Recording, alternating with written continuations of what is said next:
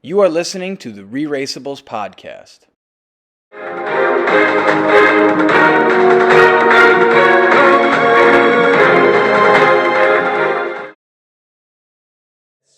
Let's go to the postseason awards. Off the top of your heads. I know I'm throwing this at you. I'm not prepared. Let's go with the Offensive Player of the Year, because we ended on a football field, so let's go with the football awards. Who was kind of the Offensive Player of the Year, in your opinion? Who was the person that was on the offensive, kind of taking the control? Will and James. Got to have one person. Or a team, go ahead. They're both Will and James. Because they were the only ones being somewhat strategic, playing the game, trying to make moves. I have Hung 200%. Hung led that team. She did some of the athletic sense, but Hung was the one. Hung was the offensive driver to get them to the finals. I agree. I think she was driving the boat on the Mine 5 Alliance. She helped them in all sorts of ways, knowing what to do, what was it, sauerkraut? She was the one who nailed that, right? There was no other player that was stronger in an offensive way than Hung. Lizzie, start us off. Defensive Player of the season. The player or team that was kind of maybe most strategic, kind of countering things, preventing others from doing things like a defense would. This is a defensive team, right? Could be, or a player, either way. Okay, so controversial, maybe, but I think that team might be not Gary D'Angelo, Riley Madison.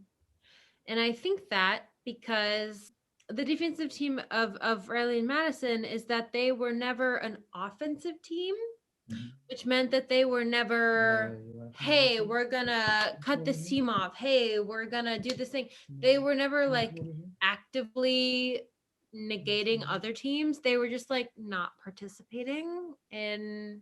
Kind of like the U-turn when they kind of just burned it on Gary D'Angelo. Yeah. Exactly. Yeah.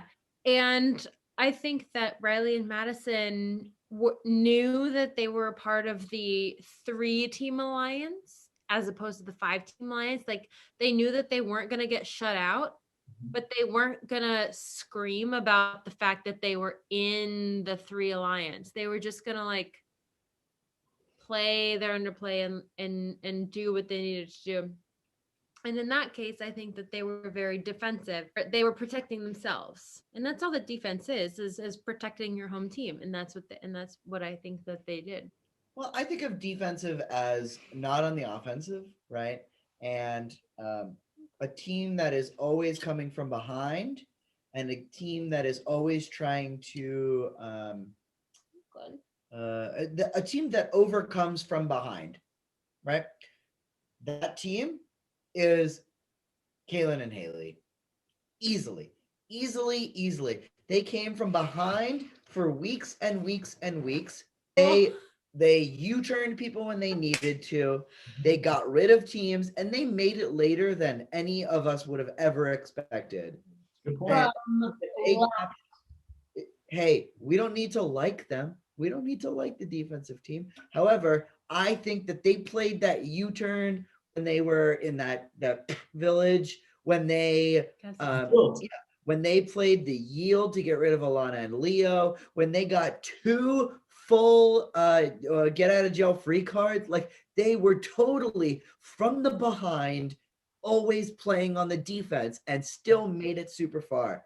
They are the defensive team of the year. I think they were just lucky. I think so. I don't think that was like them playing defense. I think that was just them getting lucky. I think you convinced me, Josh. I think they were playing defense the whole time. Yeah. I think in the race at some point, either you get targeted because you're not in an alliance, you get targeted because you're in the back of the pack, you get targeted because you were targeted before. And ultimately, in all of those scenarios, you have to continue to play defense. And that's what they did. They played defense, and they did a nice job, and they stayed around a couple legs longer than we ever thought they would. Yeah. Luck maybe, but ultimately they were definitely on the defensive the whole time. MVP, most valuable player. Of all the teams, of all the people. Hung is the most valuable player. Do you want to know why? Please. She figured everything out before anybody else had a chance to. And the only reason that was her downfall is because she couldn't help but share it with everything else. I think that if Hung would have been the MVP and then kept the MVP-ness to herself, I think she would have been amazing on this race and they might have come out in first. But because she was like, I'm super hella fucking smart, and also I care about an alliance, and I Outwit, outlast, outplay. no. I will honor an alliance, something that I have committed to. And she did. But I think she was incredibly smart. I think that they could have been more cunning than this series led them to be. I think that they could have been really amazing. But I think Hung was her own downfall because she was trying to be a good example for her kids. Fine, but she's not the MVP. Nicole, who do you have for MVP? I think James was the MVP. James. Okay. He was the most prepared. Yep. He had the most passion. Mm-hmm. He stepped up to the plate when necessary. He did well in challenges. He picked a good partner. Mm-hmm. He's the MVP. Josh? I agree. James played the game the best. He was the most valuable player in strategy. He wasn't the smartest. He wasn't the most athletic. We know that. We know that he played the game the most strategic. He outplayed Hung. He outplayed every other team. And you know what? They won. You can't, it's like giving the Super Bowl MVP to the loser of the Super Bowl. You don't do that. James won. James gets the MVP in my book. And you mentioned it before, outwit, outlast, outplay. It's true. He really did. He was the mastermind behind it. And whether that won it for them, we could debate, but it kept them in it. It gave them possibly, I think, the biggest advantage, especially after talking to all the different teams and knowing that there weren't many super fans outside of, I think, Alana. I think she was the only other gigantic fan of the show. And so I thought that combined with him understanding what to expect, when to play the yield and get somebody else to use theirs, the alliance, the sub-alliance, all that. I think James, and final, he gets engaged, the whole thing, his speech at the end on the red mat, James, MVP, no doubt. I agree. I guess that just about does it for us here on the ReRACEables podcast for season 32. It has been simply amazing. I just want to say thank you to my friends, Josh and Lizzie, for all their time and dedication to helping make the podcast possible.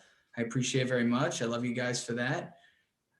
I want to thank my wife, Nicole. I appreciate you being part of this and helping make this a wonderful experience.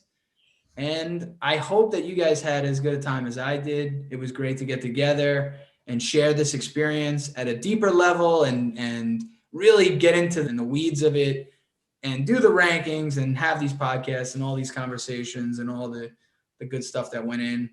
I never thought that this would become what it has become, a little ritual that we have here, as well as talking to these great teams.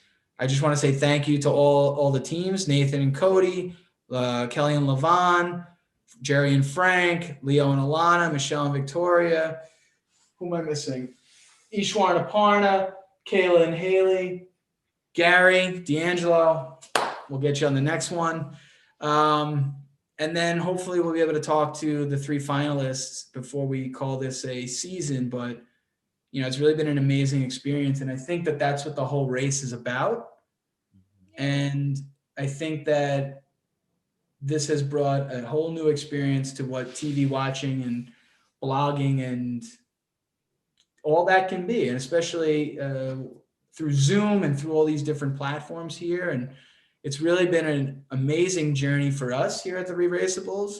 And we thank everybody for watching and for listening and being part of it. So we look forward to the next season and what's in store for that going forward. We'll be back soon.